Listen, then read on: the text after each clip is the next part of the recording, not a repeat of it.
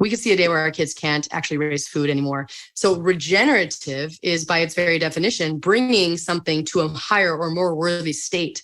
There are so many gifts in regenerative agriculture when we understand that we can't separate our health from the planet. And if we're degrading our planet, we are degrading our own health.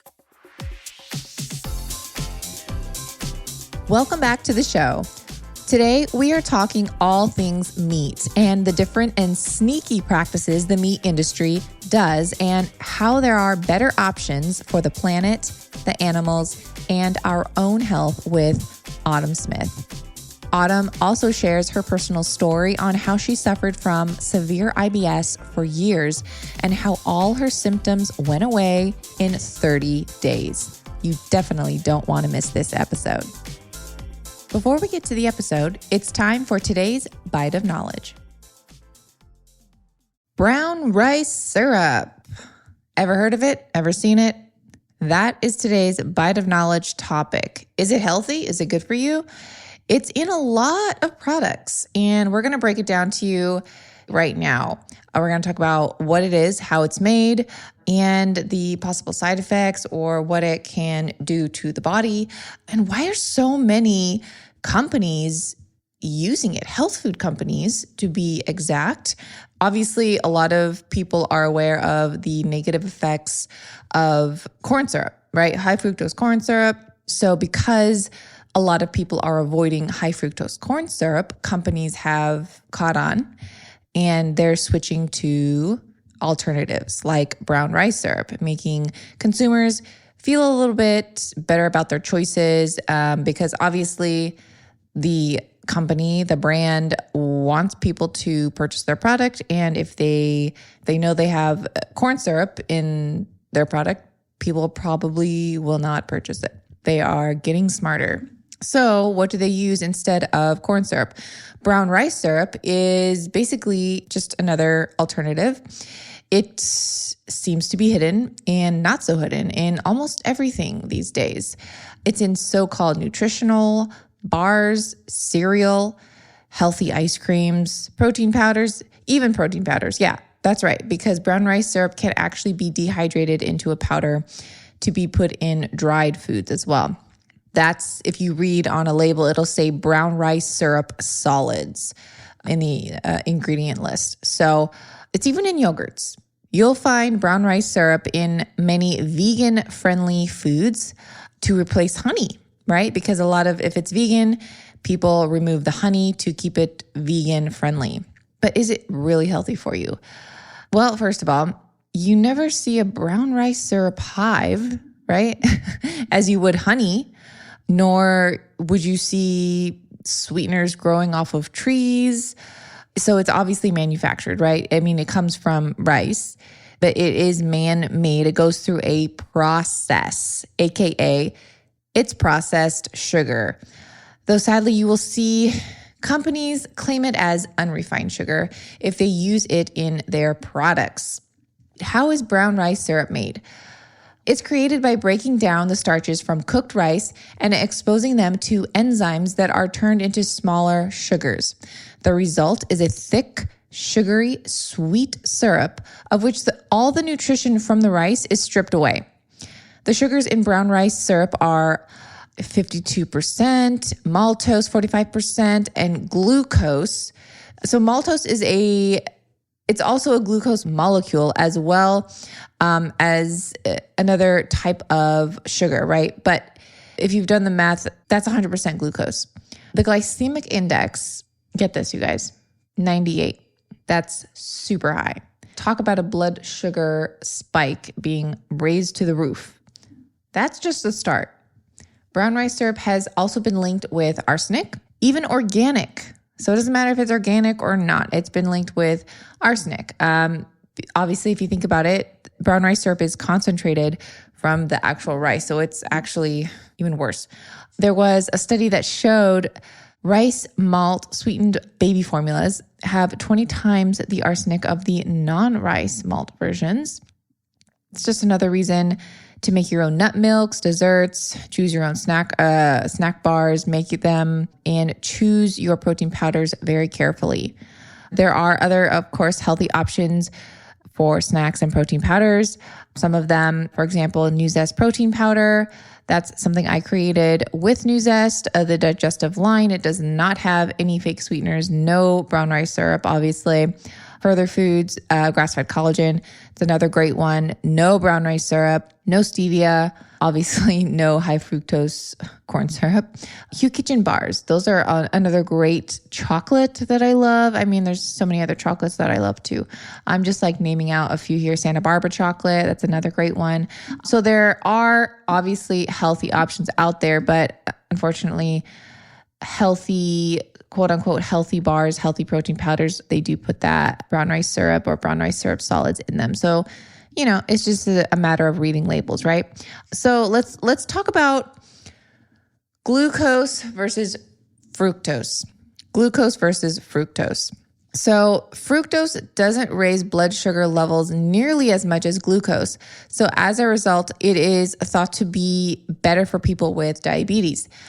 Glucose can be metabolized by every cell in your body. Fructose can only be metabolized in significant amounts by your liver.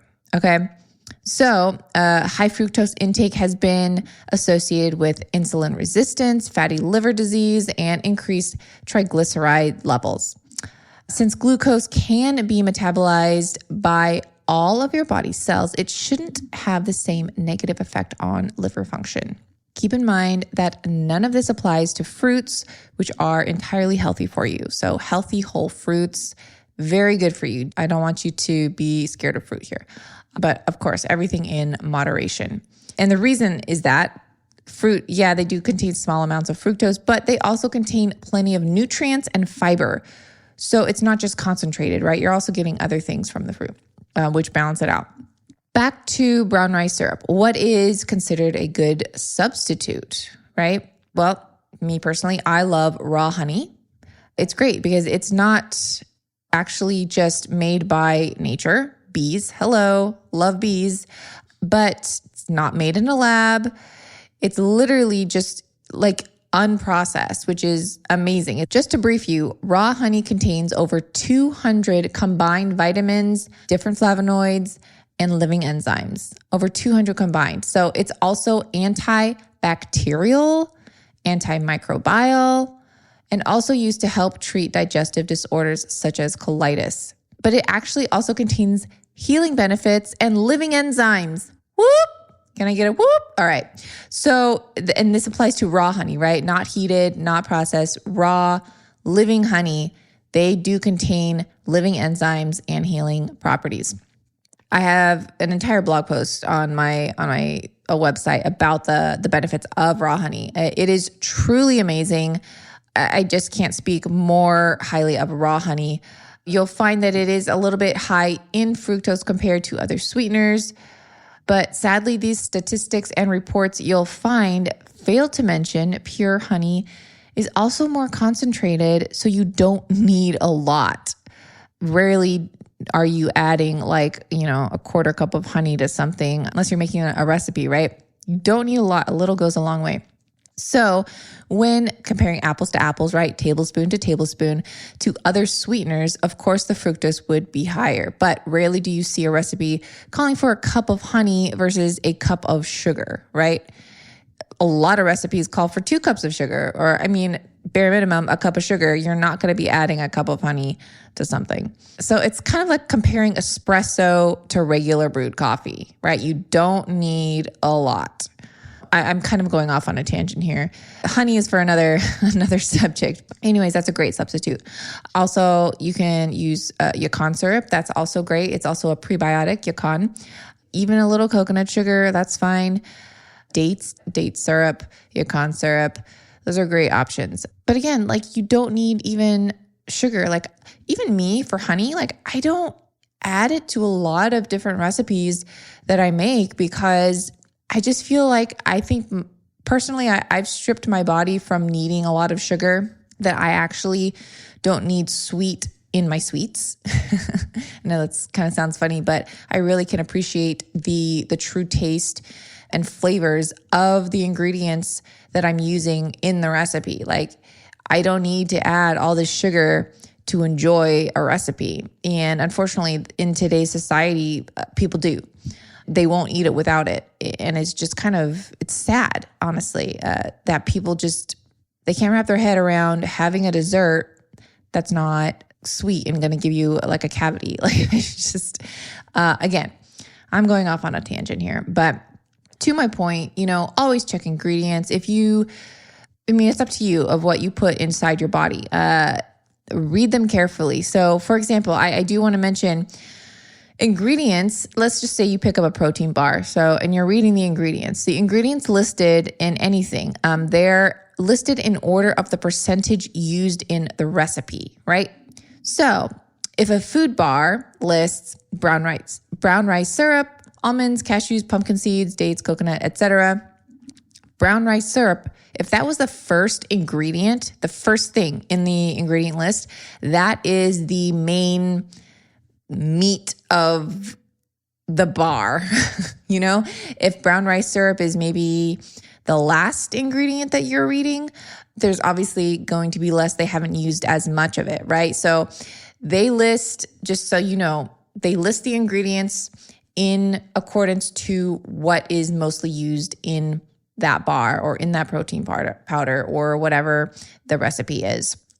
Further down the line, the least it has in that item. So there's your little tip on reading ingredients and choosing the right sweetener. Again, up to you, but I tend to just stay away from brown rice syrup. It's just a sugar bomb.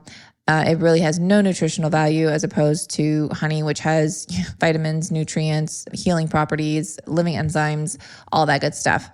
And there you have it. That's today's bite of knowledge. Welcome, Autumn, to the show. Thank you, Bethany. It's quite a pleasure. I'm just glad to be here. Thank you so much. I know you're such a busy woman, and it's an honor to have you here and to share your story. So I'm just going to dive right into it. So first of all, can you tell us a little bit about who you are? Yeah. Well, my name is Autumn Smith, and I co-founded Paleo Valley and Wild Pastures Burger Company. And the reason I did that is because I had a lifelong struggle with irritable bowel syndrome. Started when I was about 10, and the doctors at that time, we now know irritable bowel is kind of like a wastebasket diagnosis. Sometimes people in the industry call it it's BS diagnosis, meaning we just don't really know what's wrong. We're going to rule out major pathology. And so my parents did all they could, and nothing really changed. And so in high school, I started to develop mental health issues. We now know there's this direct connection between the brain and the gut. At that time, we didn't know it. And so I got put on psychiatric meds and, got therapy, and my parents spared no expense. They were amazing, but they didn't help either. It actually just seemed to make things worse. I started to get a little bit hopeless and feel broken. And so I turned to substances, and I drank a lot, and I experimented a lot, and I, got kicked out of school, got kicked out of my parents' house before I even graduated high school. And I was still, encouraged to go to college because I was a dancer, grew up a ballerina. I was excited about that. Eventually moved to Los Angeles and was still, making things happen, but I was really struggling. I was smiling and suffering in silence. And my husband, when we finally moved in together, could see past my persona and this air of, oh, it's fine.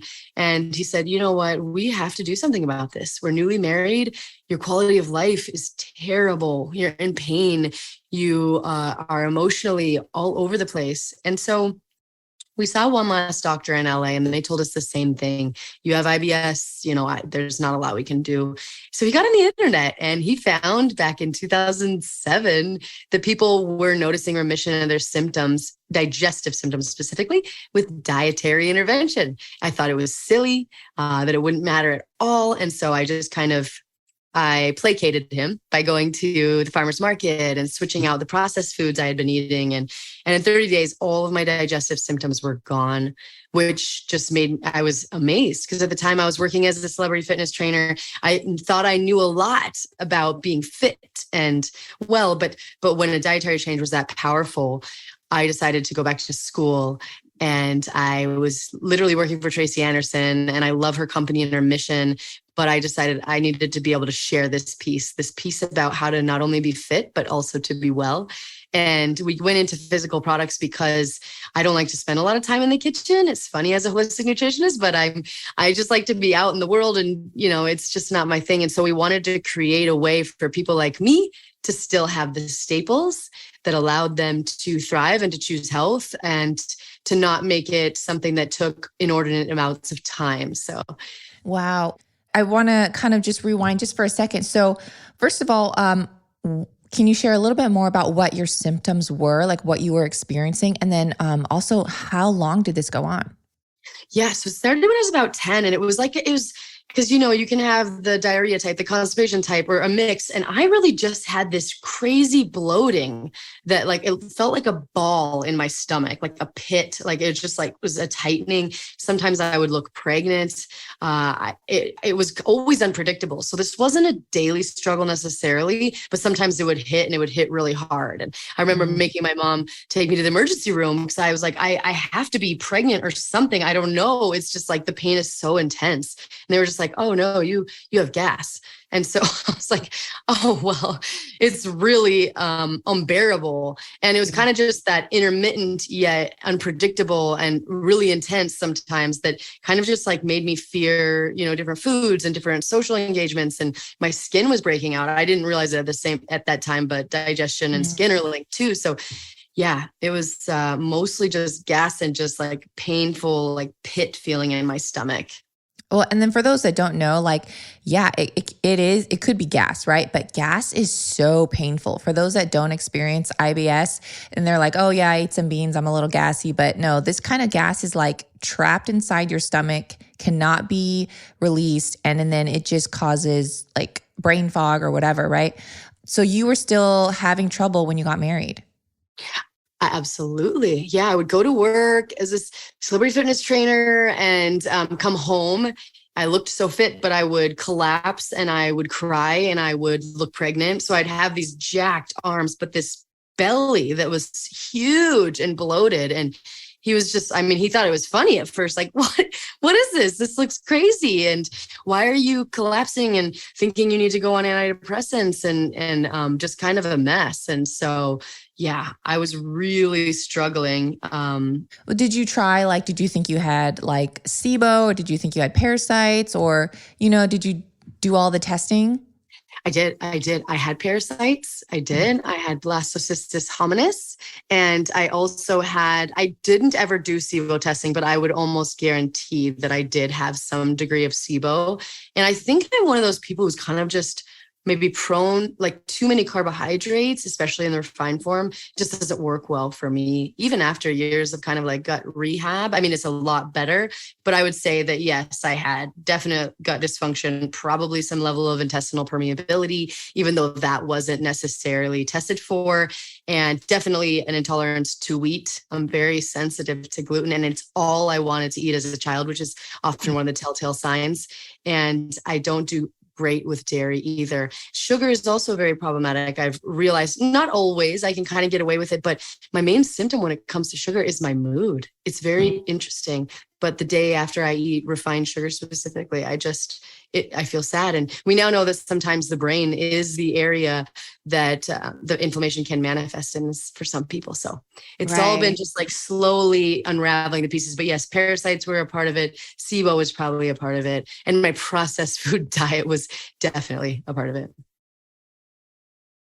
Many meat and poultry providers source their meats from outside the United States. But Wild Pastures is different. Instead of getting cheap meat from questionable sources and paying a premium on freight to bring it halfway across the world, they work closely with farmers who raise their animals on open, lush pastures, raising healthy, happy animals in a way that is humane, sustainable, and protects and restores the environment. Wild Pastures meats are 100% grass-fed and pasture-raised on regenerative farms that never use synthetic fertilizers, pesticides, herbicides, hormones, or antibiotics. I personally love their whole chicken and ground beef, but you can customize your own box with many more options like ribeye steaks, pork-free beef chorizo sausage seasoned with only organic spices, bone-in chicken thighs, drumsticks, breasts, and they even carry seafood like wild-caught Alaskan cod. Wild Pastures delivers the lowest prices possible, providing the highest quality meats straight to your doorstep. If you want 20% off, just click the link in the description of the show. So just scroll down and click the link provided in the show notes, and 20% off will be automatically applied at checkout. Both women and men can get infections in the urinary tract. But if you're a woman, you are 50% more likely to experience at least one in your lifetime, and in most cases, several. It's painful and frustrating to get rid of, and most of the time we are prescribed antibiotics. Now, antibiotics do have their place in certain situations, but they are way overprescribed. And if there's a natural solution to something, I'm one to always opt for the natural. So I wanted to share about Life Season's Urinary X, which is an all-natural supplement targeted to ward off UTI infections and yeast overgrowth. Feel relief in 24 to 48 hours from this special blend of natural ingredients that help specifically manage bacteria in the urinary tract. Life Seasons uses plants and fatty acids like caprylic acid, cranberry, uva ursi, and grapefruit. They also use D-mannose, which is a naturally occurring sugar with anti-adherence properties that keeps bacteria from sticking to the walls of your bladder and urinary tract. So cool. So whether you have a UTI or are susceptible and just want to keep things at bay before it happens, Urinary X may be the solution for you. I've personally taken it and love these capsules. Life Seasons is offering a special discount to all my listeners for this or any of their amazing clean supplements. Just head on over to lifeseasons.com and enter code DIGEST at checkout. That's lifeseasons.com and use code DIGEST. So then fast forward, you had mentioned everything cleared in about 30 days after you went on this strict diet. Can you share what you did? Yeah, we found the paleo diet. Back then, I think it was Rob Wolf and Lauren Cordain, of course.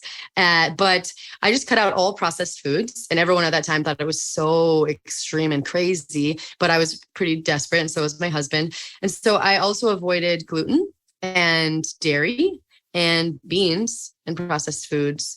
And so pretty much I'm eating fruits and vegetables and really high quality animal products. And that was kind of it. And so it really worked quickly for me. And I know that now I have a little more leeway, but just minding the quality, always sticking to whole foods and significantly limiting, if forever, processed foods, not forever, but at that time for that 30-day period. Really helped. Wow. That's amazing. Well, I'm so glad you're doing so much better now. It seems like you're thriving. And just quick question, do you have a little dairy now and then now? Like, can you?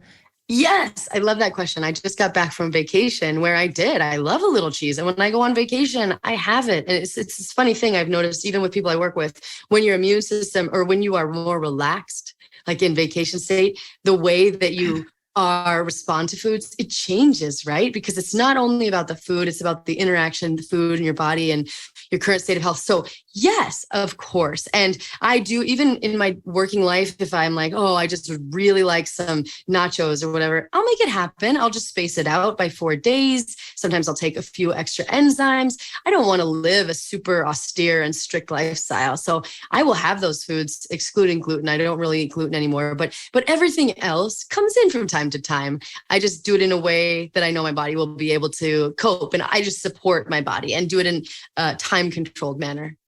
I love that and agree 100% that when you are more relaxed, you're happier, you're not stressed. From speaking from a personal experience, like my digestion is so much more on point, and it's said that you are not supposed to eat when you are stressed. To me, it's kind of ridiculous. You would see a lot of people right after a workout. They just got done with a workout and they're going to eat a huge meal because they just got done with a workout. And this is just my personal opinion, but your body's still like in that, fight or flight mode. Yeah, Bethany, I did an eating psychology training. Actually, they've done research where they put people like a dichotomous listening task. Do you know what that is? It's like where it's kind of like having kids where one person is saying something in one ear and someone else is saying something else in the other ear. So it's just a very stressful state. And they find that they can actually shut down absorption completely in certain instances. And even when you're just watching TV, they've done research to show eating in a distracted, stressed state significantly reduces the amount of nutrients that you're going to absorb and the way that your body's going to handle that. And I think if anyone can do one thing differently, and myself included, it's just bringing more awareness to the table, slowing down and eating at times, like you said, when you're actually in a relaxed state, will make a huge difference for people. Yeah, 1000%.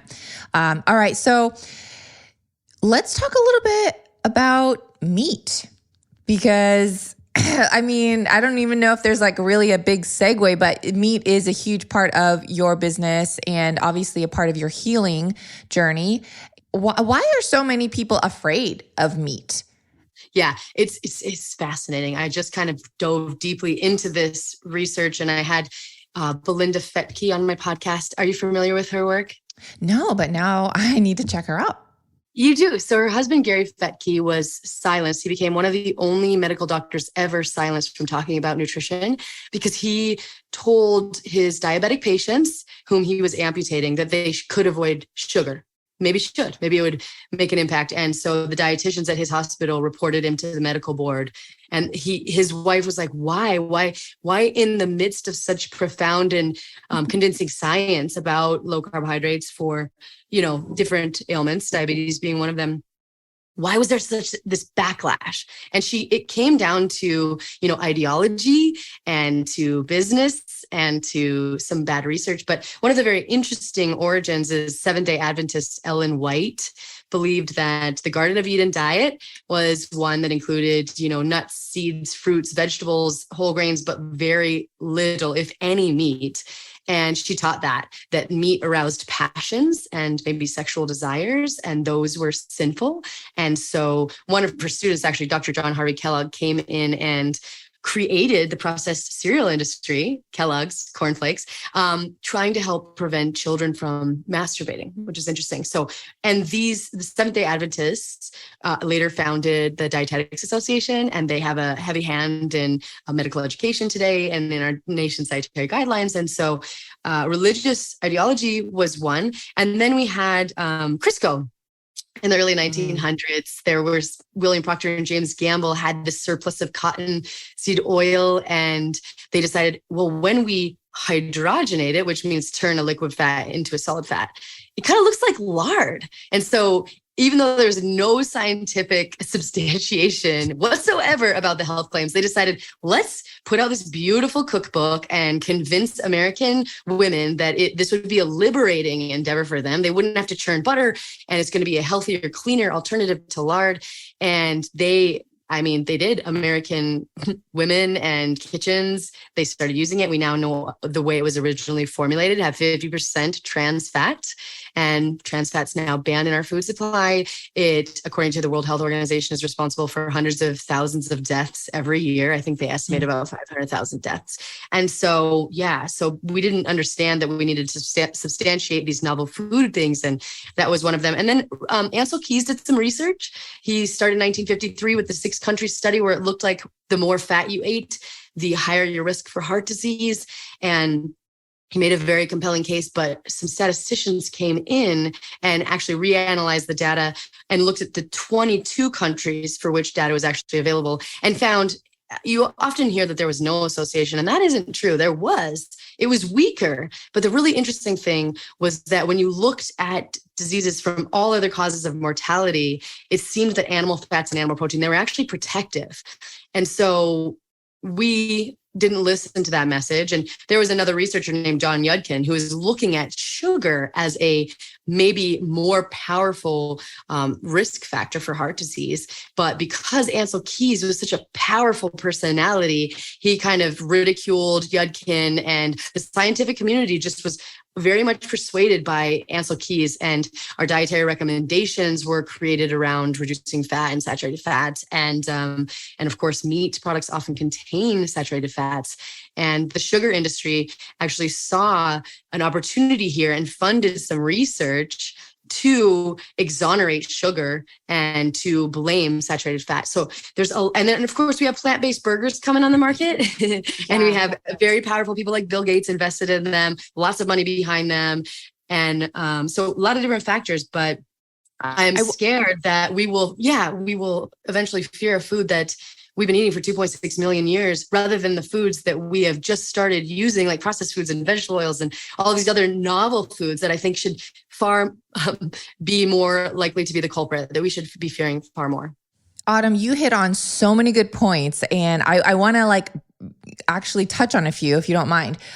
So the one thing that you did mention, and I want people to know, is funding on different studies. You really want to look at who funded this, and is it in the funder's favor, or was it an independent study or XYZ, because that's so important. And then, like you were saying, everything went low fat, and then the sugar industry, and what do you have to replace, the fat, because fat is flavor, sugar, right? To combat that. And we all know that now that sugar feeds just so many different diseases now, obviously refined sugar. But you had mentioned Kellogg. Can you explain exactly cornflakes, really why they were invented? It was John Harvey Kellogg. He worked closely with Ellen G. White, and she believed that masturbation was so sinful that it was basically like killing yourself. Like you were just... and so there is something to it. I'm sure that meat will provide vitamins and nutrients that will make you more, reproductive, more fertile or something. But they noticed this association. And so Dr. John Harvey Kellogg was decided to create flaked corn and flaked wheat so that people could replace meat in their diet with these cereals. And he actually created the first meat alternative called Protos as well. And he was working in sanitariums where they were taking people who were not well and bringing them into this spa-like experience. And he was seeing great results when they were eating these foods. And so essentially at their core, they were a way to help people not eat meat so that they could prevent masturbation and these sinful desires. It's crazy, and now we look at the marketing and, it's a huge industry. But yeah, meat will probably help regulate your hormones. You know what I mean? And so there's things that trickle down from good hormones, right? But let's talk about the benefits of meat. Yeah, I think this is so important too. Mostly because with the women that I work with and with myself, I think this was a huge part in my healing journey. I was never someone who ate a lot of meat. I think I had low levels of hydrochloric acid, and I don't think I digested it well, which made me believe that it was probably not something for my body. But first of all, most of us are not metabolically healthy, which is really, really sad. And so taking meat out of the diet, what are you going to replace it with? Usually it's more carbohydrates, more processed foods, and that's going to set us up for more metabolic dysfunction and this blood sugar roller coaster that can lead to insulin resistance. And also protein, even when you compare it to plant-based protein, meat, it has a better amino acid profile. They are complete proteins, whereas plant proteins often miss certain amino acids, often lysine, methionine, cysteine. And so it kind of limits the amount of amino acids you can use total. And yes, you absolutely can combine them. A lot of people do, but you're going to end up eating a lot more calories. If you're looking for 20 to 30 grams of protein from meat, you're going to look at 100 to 200 calories. But from plant-based sources, it can be, 300, 400, sometimes up to 600 calories. And another thing, a reason meat's so important is that it has nutrients that are not available in plant foods. So B12, DHA, calcium is more bioavailable. And so when we're eliminating that entire food group, we don't get a chance to get those nutrients. There's actual evidence in children of irreversible harm when you don't eat meat, and even after you add it back in. So children have those critical windows. And so for kids not to eat meat, I think is a really scary experiment that unfortunately some people are undertaking. I understand your reasons. You know, you all have your reasons, but I just always like to mention that. But the big thing is protein is a very satiating macronutrient. Even just increasing the percentage in your diet just a little bit can help you eat fewer calories. You'll feel better. You will build better body composition. And I just think when we talk about eliminating meat entirely, we are under eating protein often. And there was a recent study showing, at least in older Americans, 40% of people are under eating protein. And as we age, protein becomes even more important, especially if we're not exercising, in terms of sarcopenia and falls and bone health even.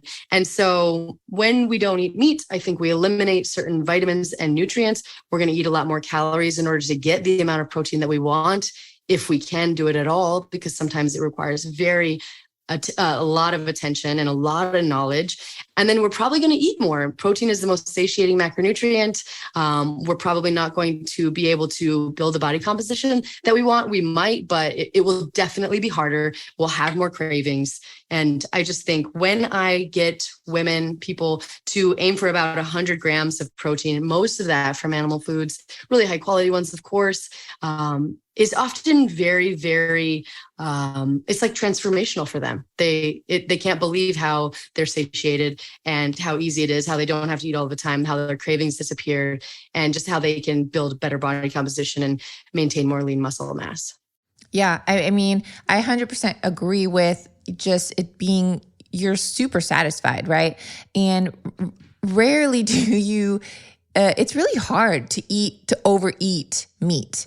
I find, like you're not going to sit down and eat, 2 or 3 things of salmon or 5 burger patties, but you can easily eat an entire bag of chips, Have you heard of the protein leverage hypothesis? No. Can you explain it? Yeah, it's what you're talking about. Kind of. There's, people believe that we are actually eating for amino acids because amino acids often were kind of indicative of a lot of nutrient density. And so we will eat until we achieve that level of amino acids, meaning if we don't eat enough protein, we will eat more calories because of it. We will search for that amino acids, those amino acids in other foods. And researchers kind of shown that we eat a lot more processed food or more calories when we're eating processed foods, and protein when we're eating adequate amounts, it just kind of shuts off those cravings and induces satiety, just like you're saying. Yeah. I think a lot of women think that, meat will make me bulky or gain weight or gain more muscle. And that's simply just not true. No. And if you listen to someone like Dr. Gabrielle Lyon, I don't know if you're familiar with her. She's a wonderful protein researcher. And she said, it's really hard to get that bulky, right? First of all, like as a fitness trainer, I will tell you, it's really, really difficult. But also as you age, you want more lean muscle mass because that's kind of your reservoir. When they say like you're going to get sick and you fall and then you get pneumonia, when you get older, you want that lean muscle mass as a reserve so that you can actually draw from it if you do need to repair tissues and rebuild. And so not eating enough protein to build that is actually very detrimental later in life. Inflammation can be the root cause of several ailments in the body, including migraines, arthritis, joint pain, and even digestive issues. One of the most widely used and ancient remedies for inflammation is actually olive oil. But not all olive oil is the same, and many of them are almost 2 years old by the time they get to the store shelves and into your home. And for many olive oil companies, it's cheaper to buy last year's harvest from farmers and bottle that up and sell it rather than buying the latest harvest. Once I switched to Casandrino's organic extra virgin olive oil, I immediately tasted and even felt a difference. There was even a time I had a sore throat, so I took a spoon of Casandrino's olive oil and it instantly soothed my throat. It literally has medicinal properties, and I tell all my friends and family about it. This oil is not sold in stores, however, and that's for a reason. The owner decided to only sell direct to consumers to ensure each person was getting the freshest oil possible, limiting the time their oil sits on any store shelves and under fluorescent lighting. Casandrino's oil is also pressed and bottled all within 24 hours of hand picking, so no machinery is used. And it's shipped all the way from Greece to the USA within 2 weeks. Talk about fresh. But the benefits go far beyond inflammation. And I can only say so much before you try it for yourself and experience what I am actually talking about. So the owner of Casandrino's is offering my listeners 25% off your entire order. Just head on over to casandrinos.com and enter code DIGEST. That's KASANDRINOS.com and use code DIGEST for 25% off. Let's talk about the quality of meat because I feel like that does play a huge part. Let's talk about also different methods of agriculture. Yes. Okay. So first, I'll say some of the things I think we could be doing better. And that's when you walk into a grocery store, 95% of the products you see are raised in confinement. And we know there are animal welfare issues associated with confinement. We've all seen the pictures. It's something I feel very strongly about. I think that's one of the main reasons we started our companies. But then we also have environmental concerns, right? In a well-managed pastoral or pasture-based system, the manure is actually an asset, but when it's produced in these huge amounts, it overwhelms the land, it creates air pollution, it gets into our waterways. And so even people who are working on or living near CAFOs have higher rates of asthma and respiratory issues. And then we have like the additives. We're using antibiotics, which could create antibiotic resistance. We have something called ractopamine, which is banned in like 150 other countries, but still used here. And then finally, we have the social impact. I think when America was formed, we had 50% of its population working in food production. And now we have these gigantic companies who own a lot of our food production systems. And that's really scary because people in far off countries, CEOs, a handful of them are making these decisions to outsource pollution to your community. And then you in that community are dealing with the results. And there's a different level of investment and in pride in animal products when it is raised locally. And we learned in COVID, right? Food sovereignty, it really matters. We need to have really healthy food systems in our different bioregions. So quality matters because it changes the nutrient profile of the product. But first, maybe we should talk about the different kinds of production systems. We talked about confinement, and then there's grass-fed operations. So there's a lot of different flavors here. I'm not going to bore you going into the detail, but a lot of times they're grass-fed in the first part of their lives, and then they're fed grain at the end.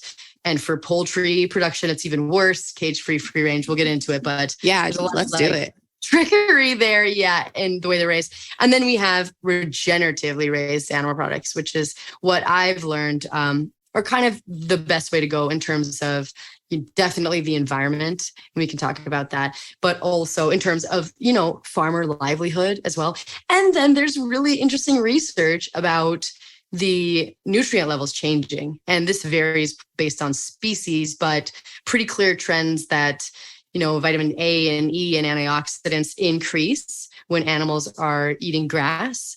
And in beef, sometimes some studies show minerals and vitamins are changing. Our pig farmer actually ran an experiment where he put different pigs on pasture, a certain genetic type, and did 50% on pasture or 100%, and showed that normal pork has an inflammatory ratio of 35-1 for omega-6s to omega-3 fatty acids. And we know our ancestors had a ratio more like 4-1 or 1-1. And that when we have this unbalanced ratio, it might create more inflammation in the body, which we know is the foundation of diseases. And he found that you can just cut that ratio down to 5-1 by just giving the animals fully grass-based pasture, a little bit of grain because they are monogastric, meaning they have to eat grain. And then they could cut that ratio in half with just 50% of their diet. So there's also things called secondary compounds, which a lot of new emerging research around has been showing terpenoids, carotenoids, phenols, these typically plant-based nutrients, it appears that the more grass and the more diverse forages that they're fed, the higher the levels of these nutrients, which have anti-diabetic, anti-inflammatory, antifungal, antiviral properties. And so that's really, really exciting. And I'm actually going to be part of a research project for my dissertation where we look at post-meal inflammatory responses, which everybody, when we eat, we have an inflammatory response after the meal. And does it change based on how the animals were raised? There was a really cool trial in Australia looking at wild kangaroo meat versus meat beef raised in confinement. And they found when you eat the wild kangaroo meat, your inflammation after a meal is much lower. But Dr. Van Vliet is going to, and I'll be working with him, look at what happens when we eat conventionally raised beef, what happens when we eat regeneratively raised beef, and what happens when we eat plant-based burgers. Oh my goodness. Levels of inflammation after. So moral of the story, and all of the other things, ractobamine, pesticides, antibiotics, those are not being used as well in the regenerative systems. Yeah, well, I'm going to have you back for a follow-up because I'm super interested in the results from this study. So please do keep me in the loop on that. But yeah, I mean, just like you said, so the nutrients are obviously completely different from, beef that's been pasture, grass-fed, raised versus just a cow that's just been in a feedlot, and just eating grains and so forth. Yeah, you'd see levels of fatty acids will change and antioxidant levels often change. It's interesting because a lot of the nutrients don't change, but it does seem secondary compounds, antioxidants, and fatty acid levels in terms of like omega-3 fatty acids are definitely higher. The ratio is often better. There's a really cool fatty acid called CLA, conjugated linoleic acid, which has been shown to have anti-diabetic and heart disease protective effects that definitely increases. And then there's a really interesting new piece of research I'm following. This is so nerdy, but there's EPA, DHA, and then there's one called DPA. And these are these long chain omega-3 fatty acids that are linked to, anti-thrombotic effects or anti-triglyceride effects. And it appears that levels of DPA increase a lot when the animals are fed grass. And DPA is now being studied. There's a few drugs being created out of it. It seems that it might be as important as these other two long-chain fatty acids, but just kind of neglected in terms of research. And so I'm really excited to get in there and kind of ascertain, are these levels increasing precipitously? And what does that mean for human health? Because I think we might be excited by the findings. Yeah, I'm totally nerding out with you right now too. So I know my listeners are too. And so sorry. No, I love it, man. I could talk about this forever. I mean, it's often heard that it's not the cow, but the how. And also, regenerative farming, it's so much better for the planet, the animal, our own health. I mean, it goes full circle. And so I think the idea that people think meat is harming the planet or, cows are harming the planet and they're, farting everywhere. I don't know. I just think that's, Well, there's so many misconceptions around that, right? And they've come out with some like livestock's long shadow. It was a report in 2006 that came out and said that livestock were responsible for more emissions than the whole transportation sector. But when you broke down this report, it wasn't a full accounting on both cases, right? They looked at the feed and the production and the processing for cattle and livestock, but then they only looked at tailpipe emissions for the transportation sector. And so they rebuked that. Basically, they took that off the table. And we now know that, 4.7% of emissions are crop agriculture, around 3.9 for livestock. So that often surprises people that more are attributable to plant agriculture than to animal agriculture. And cows are 2%. And that's not nothing. And regenerative agriculture can definitely improve that because instead of a conventional system where they're in confinement, we're using a set of principles that actually brings carbon into the ground and traps it, which is where we needed to go in order to begin drawdown, or that process where we bring the levels of atmospheric carbon back to pre-industrial levels. And the coolest part that I just have to share is down at White Oak Pastures in Georgia, Bill Harris did some research and looked at and compared his system, which is a regenerative system, versus conventional systems, and what found that carbon sequestration of, I think, 3.5 pounds per pound of beef produced in that system, meaning it was a net positive, meaning it was taking carbon out of the atmosphere and trapping it underground. Now, when you compare that to other analyses like conventional beef burgers, it's a 33-pound increase in the amount of carbon per pound. Even pork is a 9 per pound, and chicken, and even soy is 2. And these Impossible burgers, these new meat burgers, 4. And this is all emissions except for that regenerative system, which was a net positive for the environment. So in other words, you'd have to eat a regeneratively raised burger to offset your emissions for every plant-based burger that you're consuming. So there's so much nuance in this conversation. Oftentimes the numbers that you're being told are misrepresented, and regenerative agriculture of 80 ways to mitigate climate change. In this book called Project Drawdown by Paul Hawken, he said regenerative agriculture is the number one solution.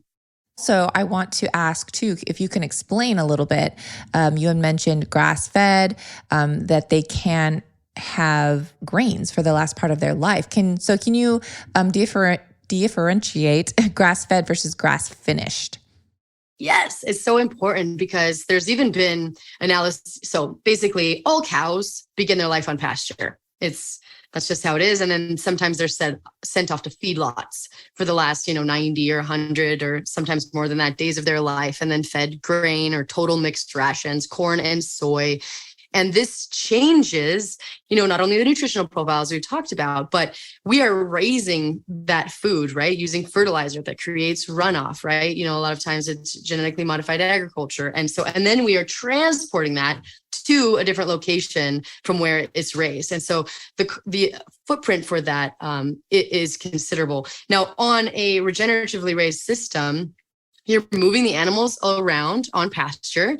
Is a very managed system so that they are stimulating the grass and they're fertilizing the grass with their manure there. And the grass is actually acting like a little straw and sucking carbon out of the atmosphere and trapping it. And when animals stimulate that grass growth, they allow carbon to be trapped, but then they don't overgraze it, which is often another common problem.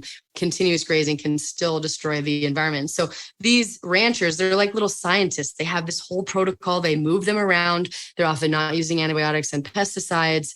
And then they are increasing the biodiversity and using cover crops. And there's taking context into consideration, of course, because every farm and area is very, very different. And so basically they're working like as ecological doctors. And one of our farmers has told me that on his property, it's like every different paddock has a different personality. And so this type of farming is basically like creating a friendship with the earth and understanding that as very basis, if we degrade the soil and the quality of the ecosystem, our health is going to suffer, our food production is going to suffer, our atmosphere is going to suffer. And so it's a movement away from chemical and extractive agriculture, which has dominated our production systems for the last few decades, and a movement towards an agricultural system that prioritizes biology. And the difference that I think is really important, that really helped change my mind about this, is a lot of people are looking at organic and sustainable methods as the way forward, but we have already degraded about 70% of the soils on our planet, and we have 60 years of topsoil left by some estimates. So if we sustain this, we could see a day where our kids can't actually raise food anymore. So regenerative is, by its very definition, bringing something to a higher or more worthy state.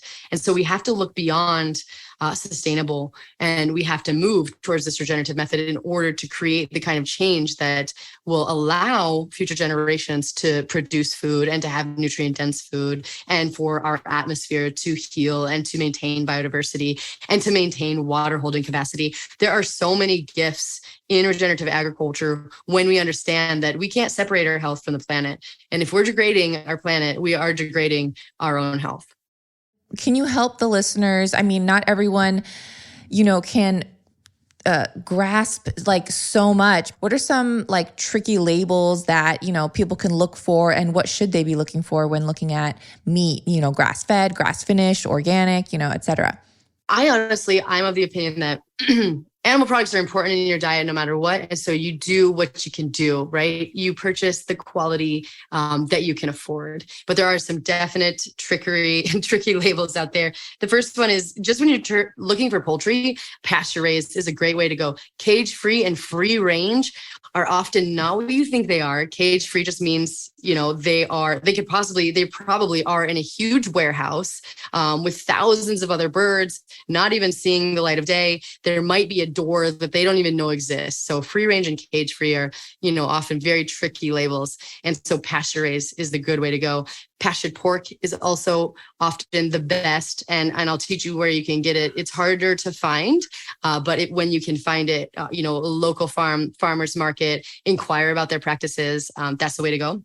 And then when it comes to beef, grass-fed is not regulated. They kind of stopped regulating it back in 2016, but there's the American Grass-Fed Association, and they come on the farms and they check things out and they make sure that they're following the practices. They're not allowing them to consume anything other than grain. They're not using antibiotics. And then, of course, you want to take animal welfare into consideration. So something like certified humane, if that's really important to you, a third-party certification is great there. Know that organic beef is going to be better in terms of, I'm going to use antibiotics and things like that, but grains can still be used as their feed. And so their fatty acid profile can change. They can also spend a certain percentage of their time in confinement. And so it just depends on your priorities. But when I go to the store, I often look for pastured poultry and pork, and then regeneratively raised beef if you can find it. Wild Pastures, our company, provides that for everyone, very accessible. But also, if you look for the American Grass-Fed Association, they're a third-party certification that I very much trust.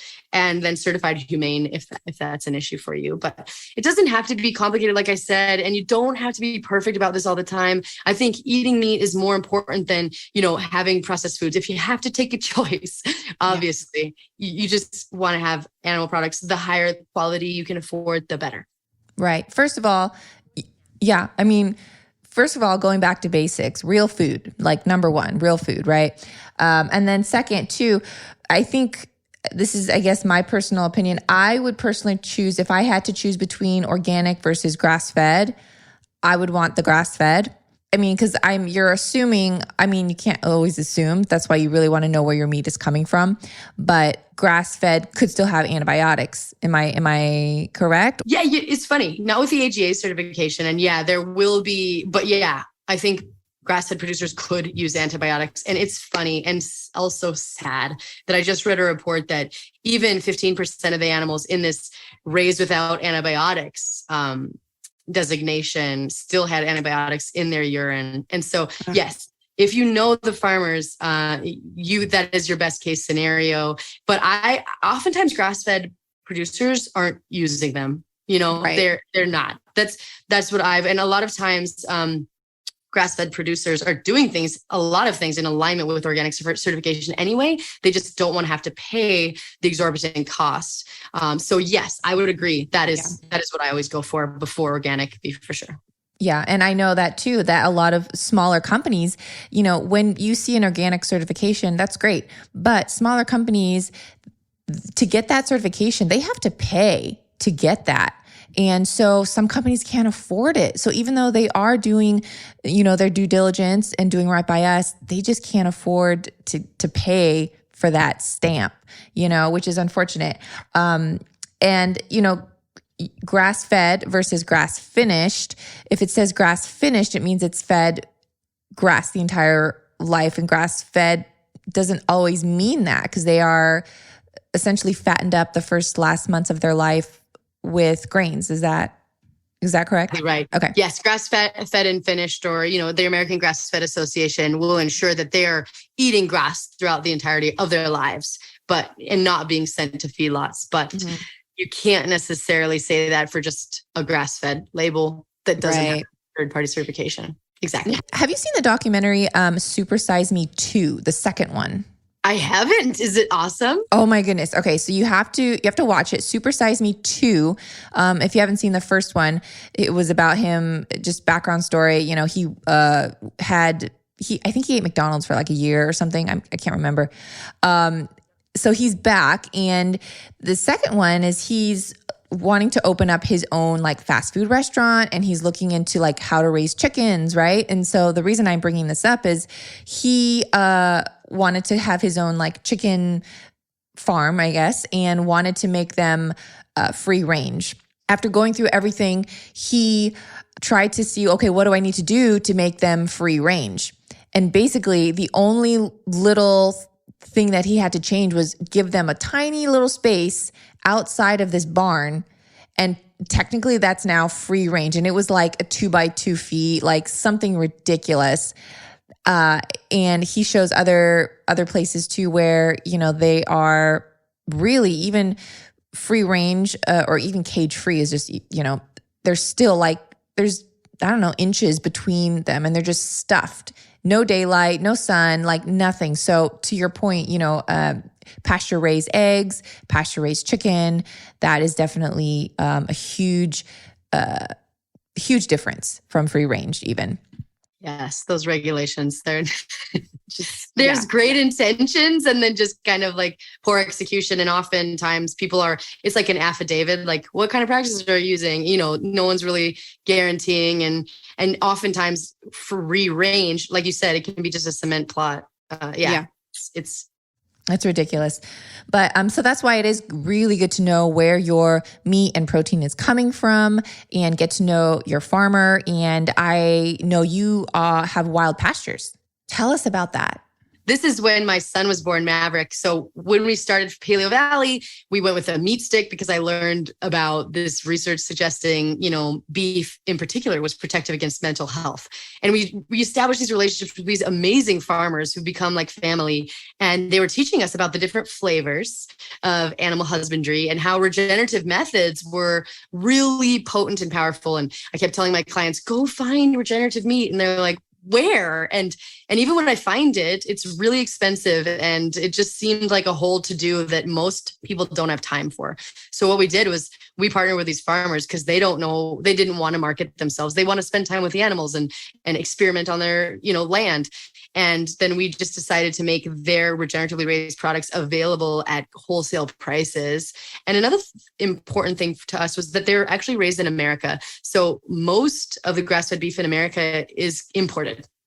It's coming from places like New Zealand. And I think I understand why people are doing that because they're waking up to the nuances. But when we're missing an opportunity to regenerate the land in America. And so everything we source is from American regenerative farms, and it's at wholesale prices. It's 44% more or less cost than other meat delivery services. It's all domestic and it's all regenerative, which I don't know that you can say that about any other service that I know of. Yeah, it's amazing. And I love what you're doing. And what exactly do you guys offer?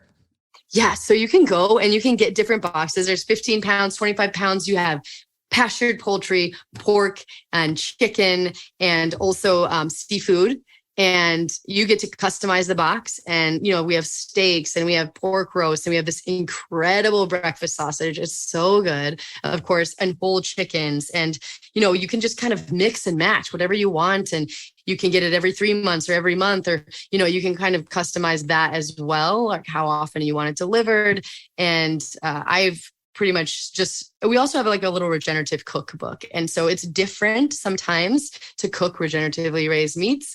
They're leaner and they just require a little bit of some different tweaks. And so we have a cookbook for that too, but I eat exclusively that meat and I find it so incredibly satisfying and just easy. It shows up on your doorstep. You don't have to think about a bunch of stuff, and you can feed your family in an affordable way. And by products that may align with your values, which is really, really cool. Yeah. And I personally can even tell a taste difference. It's just amazing, just the taste alone. And so Wild Pastures and Paleo Valley is the sister company, right, with Wild Pastures, and you guys have meat sticks, and like I eat them, and I turned my boyfriend's family onto them, and then they had a friend, and they turned their friends onto these meat sticks, and I love that. And the difference between your meat sticks and others, I would say too, is first of all the ingredients, but also the taste, and you naturally ferment them, correct? Yes, we do, and that was because when I went on this world tour. And I took grass-fed beef sticks. This was before we had our company, and they still gave me a little bit of digestive stuff. And I was just like, what is up with that? So when we got back to America, I looked, and there's this ingredient called encapsulated citric acid. And it's basically derived from citric acid, which is GMO corn often. And then it's coated in hydrogenated oil, and then it melts into the sticks and it drops the pH. And this preserves it. And this is the industry standard. And I can't necessarily say that was definitely causing my digestive issues, but it was just ingredients like that I was like, we could probably do better without that, right? And without the MSG and without the gluten. And so we decided to ferment them because it's an age-old method of preservation, something our ancestors had been using. It takes 4 times longer. So most manufacturers do not want to do it. But I just kind of came with this vision of, we want to create like meat products that are actually prioritizing health. And they do have a little snap. They're like those, I have a Polish friend who says they're like those kielbasas and like the hickory smoked summer sausages you kind of get around Christmas time. So yeah, they're a little bit, I hate to say moist because that's not the right word. I was thinking moist because they're juicy. Juicy. I like juicy. I know people don't love moist. Juicy is much better. Yeah. But not like water's going to fling out or anything. Just a little tenderness. They have a little tenderness. Tender, yeah. Tender. And we have 5 different flavors. And yeah, basically we created a meat stick with the really high quality beef, like you were saying. It tastes different. And then all we added was organic spices. And then no sugar or all the other additives that you'll often find in a meat stick. Because why do you need that? And yeah, I'm glad you like them because we love them too. Yeah. Well, and I love just, meeting someone that really does have a passion for what they do, is just so refreshing. So I love seeing that from you. So thank you. Thanks. Yeah, I would never have said my life would end in beef stick manufacturing. But hey, like, yeah, it is when you take into consideration all of the good that can come from doing it well. I'm excited about it too. And thank you for that. Yeah. So where can people find you, Autumn? You can paleovalley.com, wildpastures.com. You can reach me at autumn@paleovalley.com. You can always ask questions. And we also just started our first restaurant, our first brick and mortar. So there's no sugar in the whole place, all regeneratively raised meats. The fries are cooked in tallow. We have gluten-free options. It's called Wild Pastures Burger Company. And we just opened it in Boulder a few months ago, and it's going really well. So if you're in that area, okay, well, you have to tell me when you're going to open one here in SoCal. I think that would definitely be a market we're interested in, and we hope to franchise eventually. So I'll definitely let you know. For sure. Well, thank you so much, Autumn, for coming on the show. I had an amazing time, and we'll talk again soon. Yeah, thanks, Bethany. This has been wonderful. Thanks for listening to this episode of Digest This. If you enjoyed this episode, please leave a review in your podcast app to let us know. If you're ever wondering how you can support me and this podcast, sharing it with your friends and family is the best way. This is a Resonant Media production produced by Drake Peterson and edited by Chris McCone. To email the show, message us at digestthispod@gmail.com. See you next time. The content of this show is for educational and informational purposes only. It is not a substitute for individual medical and mental health advice and does not constitute a provider-patient relationship. As always, talk to your doctor or health team first.